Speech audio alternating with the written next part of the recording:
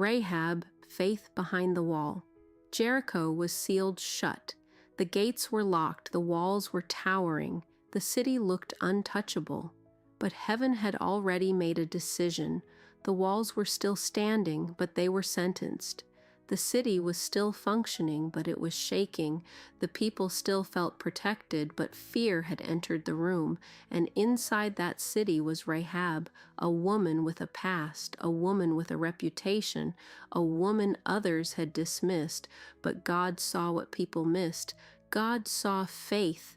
Rahab had heard what the Lord had done. She heard about the Red Sea. She heard about kings who had fallen. She heard about a God who fought for his people. While Jericho was clinging to walls, Rahab was awakening to truth. That is where leadership begins, not with a title, not with a platform, not with permission. Leadership begins when someone sees what God is doing and responds before everyone else does. Rahab saw the future before the city accepted it. A wall can be tall and still be temporary. A system can be powerful and still be collapsing.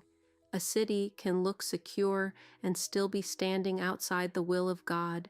Do not confuse height with strength. Do not confuse protection with permanence. Do not confuse delay with deliverance. When the spies came, Rahab made a decision. Not safe, not popular, not convenient, costly. She hid them. She protected them. She risked everything. Because real faith always becomes action. Rahab had conviction, and conviction under pressure is leadership. Soldiers came to her door. The city was watching. Her life was on the line. But Rahab stood between fear and faith. And faith won. That is the kind of leader God uses. Not the one who has never been afraid, the one who obeys while afraid, not the one with a perfect past, the one who trusts a perfect God. Rahab's faith did not stay private. She fought for her family. She did not say, "Save me and forget the rest." She said, "Remember my father, my mother, my brothers, my sisters, and all who belong to them." That is leadership. Leadership is not personal escape. Leadership is protective courage. Leadership says, if God is making a way, I am bringing others with me. Then came the scarlet cord, not hidden, not subtle, not neutral, visible. That cord preached before the walls fell. It said, I have chosen my side. It said, my hope is not in Jericho. It said, my future is not tied to what is collapsing. It said, this house is marked by mercy. Rahab chose before the proof arrived. She acted before the walls cracked. She trusted before the rescue came. She aligned with God before it made sense to anyone else. That is faith with a backbone. Then the day came. The march began. The trumpet sounded. The shout went up. The ground trembled. And the walls fell. Stone fell. Pride fell. False security fell. Human power fell. But the house marked by faith stood. What was marked by faith stood. When everything built on pride collapses, what is surrendered to God will stand. Rahab was not saved because Jericho was strong. She was saved because God is merciful. She was not remembered because her past was clean. She was remembered because her faith was real. People knew her history. God knew her destiny. People saw her label. God saw her lineage. People called her disqualified. God called her chosen. Grace reached behind the wall. Grace rewrote the name. Grace redeemed the story. Grace built legacy out of surrender. Rahab did not just survive Jericho. She stepped into redemption.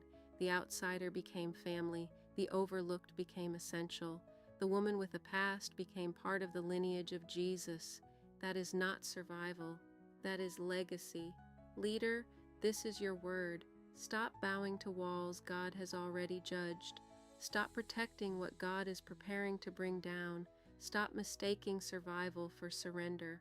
Rahab did not wait for Jericho to fall before she chose the Lord. She chose him while the walls were still standing. She chose him while the city still looked powerful. She chose him while obedience still looked dangerous. That is faith with fire in it. When the shaking came, Rahab was not buried in the collapse. She was brought out of it. Her past did not get the final word. Her reputation did not get the final word. Jericho did not get the final word. Mercy did, grace did, God did. So hang the scarlet cord. Mark your house with faith. Lead before the crowd understands. Move before the evidence changes. Obey before the walls fall. When God shakes what cannot stand, the safest place is not behind a wall. It is under His mercy. Rahab was not remembered because she had a perfect history. She was remembered because she made a holy decision in a collapsing city. Jericho fell, Rahab stood, the wall collapsed, mercy remained, and the woman everyone thought was disqualified became woven into the bloodline of Jesus. That is redemption. That is legacy. That is what happens when one courageous yes meets the mercy of God.